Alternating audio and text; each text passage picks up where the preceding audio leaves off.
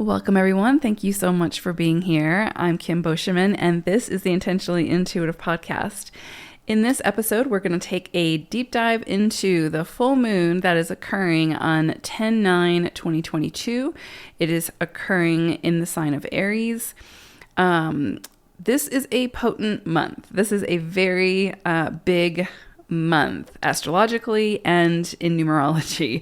And so if you haven't already listened to the October forecast for your specific life path number, I highly recommend doing that. I have also included in that forecast the rundown of how these illuminations, the full and the new moon this month, will affect potentially your life path number. So have a listen to those. It's up on my YouTube channel and my podcast if you haven't already done so, to get even further insight. This is just going to be a general overview of what we can expect collectively on both the global stage and a personal level when it comes to these energies for this full moon. This, of course, is a general reading. So if you want a specific personal reading, of course, book some time with me. I'd love to take a look at your numerology and work with you. Okay, before we get into the forecast, I also want to mention, if you haven't been tuning into the daily written numerology forecasts that I've been putting out, probably for a couple months now, you can find those on my YouTube channel in the community section. You can find them on Instagram and on Twitter. Those are all under the handle The Numerology Nook or Numerology Nook. So you can find me in any of those places for your daily numerology forecast. Okay, so let's go ahead and get into this. So for this full moon illumination, and like I said, October is a big month, and this illumination is no different. So with this particular full moon, we are ultimately working with the energy of the 7. However, influencing that energy are also the energies of the 16 and the 25. So the energies of both the 7 and the 25 are highly spiritual, highly intuitive, and highly psychic energies. So this can be an illumination where the veil almost seems to be very thin, and life-changing downloads, ideas, inspirations, intuitive hits, very personal aha moments can all occur at this time, prompting significant changes initiated by ourselves within our own life. So the 25 encourages the releasing of the old ways that we are sort of clinging to, and these energies are prompting us to explore with an open heart and an open mind new enterprises, new ideas, and even possibly new locations. So the closed mind, so to speak, is forced open through these new ideas, these newfound insights and or awareness. And we can have a really strong, deep desire to explore uncharted territory now out in the world and within ourselves. So it's going to be really, really important to remain alert during this illumination for new and various ways to sort of overcome old obstacles that have been keeping us stuck. So this is a time when really big, profound answers and solutions can come in for those bigger questions that we've had, right? Or that we've sort of been putting out to the universe. These can come in quickly and very clearly now. So be open to what comes in as a solution. This is really, really important. When we get caught up in what we expect or want the solution to look like, we can very easily overlook the solution that we are being presented with. It may not be the solution that our ego wants right now, but it'll be the solution that we need at this time. So keep an open mind and an open heart.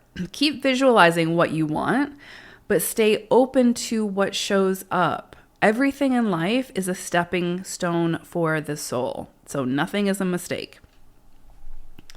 Now, when it comes to investments, big purchases such as buying a home, selling a home, buying or selling land, that sort of thing, long-term binding contracts and or agreements, so like marriage, even divorce, adoption, all kinds of things. Anything that you think of as like a long-term binding contract and or agreement, try not to be too hasty. Typically, that's, we're not going to be very hasty when it comes to these long-term commitments, because a lot of times, humans just are somewhat driven by ego, and we have certain fears and all those things. And so more than likely, we spend some time thinking about it before we commit to it. However, with this energy and with those investments, sometimes it's a little bit more likely that when it's an investment or we see a big opportunity come in for like maybe get rich quick, or an opportunity again to commit to something long term that looks really good and enticing initially, those are the areas where typically most people sort of get tripped up. So I would just say that under this energy, when it comes to investments, big purchases, long-term binding contracts and agreements, just try not to be too hasty. Have an expert in the appropriate field review the documents before you commit. Use this sort of very practical side of the 7 energy, because remember, 7 energy is very nuanced, but it's very like there's these very 2 distinct sides to the 7. It's very practical, pragmatic, organized, the truth seeker, very logical, but then it's also probably the most psychic energy in numerology, and very intuitive and very spiritually connected and all those things. So it's the bridge between those 2 worlds. So with this energy of the 7 at this illumination, use that very practical side of the 7 energy to sort of do your part to make sure that your best interests are represented. Take off the rose-colored glasses for a moment and look at the realistic potential and possible downsides of the situation to ensure that you feel comfortable with both sides of the coin. Now, of course, in life, we can't predict specifically how things are going to turn out and all of that. And we can only follow our instinct, follow our intuition, follow whatever is being presented, the logic, the actual facts, and make decisions from that space. But this energy is just encouraging you to explore a little bit further and just make sure that you feel comfortable enough with this long-term commitment sort of turning out either way, right? Like you've explored all of the possibilities, let's put it that way, or what you have access to. Self-sacrificing your needs in a long-term commitment serves no one.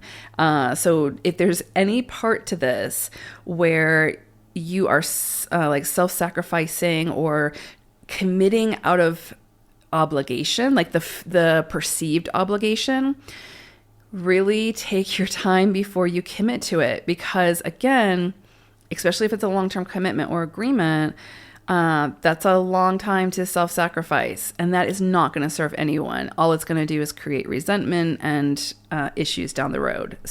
And that is guaranteed.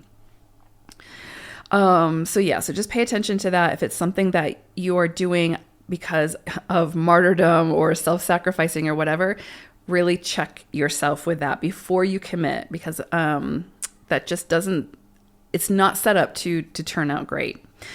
Let's see.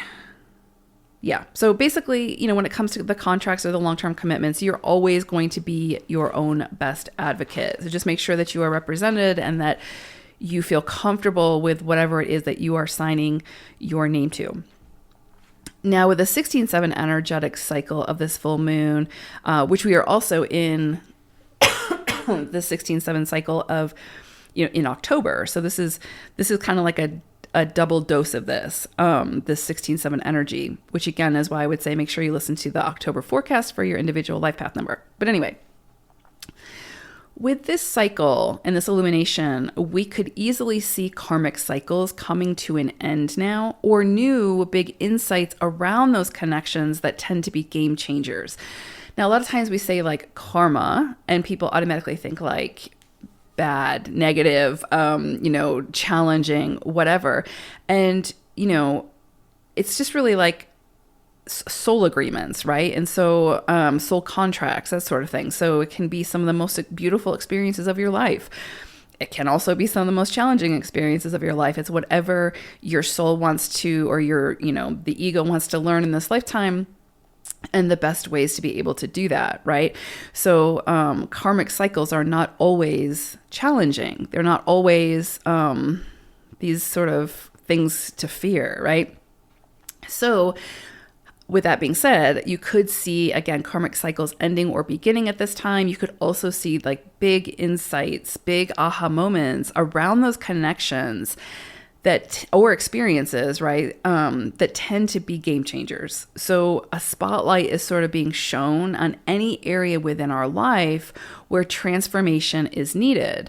And transformation isn't always challenging or uncomfortable or whatever. I mean, it's probably usually uncomfortable, but it can also be incredibly beautiful while you're moving through it at the same time, while it's uncomfortable. So again, any area within life where transformation is needed, personal transformation, where faulty foundations need to crumble and or major endings need to occur, we can see this sort of this energy come in really, really strongly at this time, and sort of again put that spotlight and that illumination onto it. So we can't really ignore it. Now, stable foundations won't crack under this energy, right? If a foundation is stable, our own inner foundation, a foundation with another person, a foundation with career, whatever. If a foundation is stable, it doesn't matter how much pressure you put on it. It's going to survive. It's going to pass, it's going to be sustainable, right? It passed the test of time, all of those things. And so if the majority of the areas within your life feel very secure, now sometimes we can be blindsided and not see what we need to see about those foundations. But my point being, if you feel like things are pretty stable and all that, then you probably won't feel this energy as much. However, I also will mention sometimes because of lack of communication, we can feel like things are very stable in a relationship, so to speak, but the other person doesn't feel like they are. You see what I'm saying? So a lot can be brought to light under this. And that's what I mean about like the awareness and like sort of aha moments and awakenings. Sometimes things will really come to light under these energies that need to come to light so that solutions can be found, right? And so the things that need to crumble can crumble, and the things that need to be rebuilt in a different, more sustainable way can be done so. Let's see. So I feel like under this illumination, those foundations that are faulty are very likely to crumble, or again, a lot of pressure will be put on them in preparation for the partial solar eclipse that's occurring on October 25th. That eclipse is occurring in the sign of Scorpio, which really is death, transformation, rebirth. And so this full moon in Aries on the 9th is sort of like setting the stage and burning down the dead kindling that has sort of been holding us back. So this can be, again, around relationships. It can be like how we relate with others. It can be around belief systems, habits, behaviors, mindsets, career, you name it. Anywhere where that foundation is faulty or there's a lot of cracks, the pressure will probably be put on pretty intensely at this full moon. Wherever we are showing up in a way that goes against ourselves, we will be in the spotlight to be asked why. Like, why are we continuing to show up in that way? And again, it's sort of like the question being posed from our higher consciousness, from the universe, from whatever, right? But it will come into the awareness for us to deal with, to really take a closer look at. A tremendous amount of clarity and in turn transformation can then come in, right? So this can be a breaking point, or things coming to completion now that can feel uncomfortable in the moment, but that will clear the pathway for much greater understanding and awareness moving forward, which then has the potential to greatly impact our own personal experience in a truly profound and truly beautiful way. So pay attention to those sort of lightning bolt or profound or those major aha moments, right? They are an integral part of the storyline.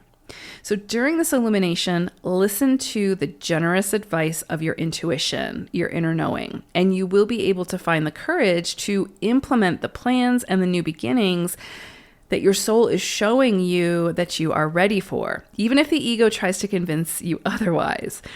There can be a lot of unforeseen and sudden events that occur under this illumination, but none of them are by accident. There is a method to the madness of the universe. So with that being said, that kind of gives you an overview of this illumination and what we're kind of looking at, the energies we're working with. Nothing to fear, just, again, open mind, open heart.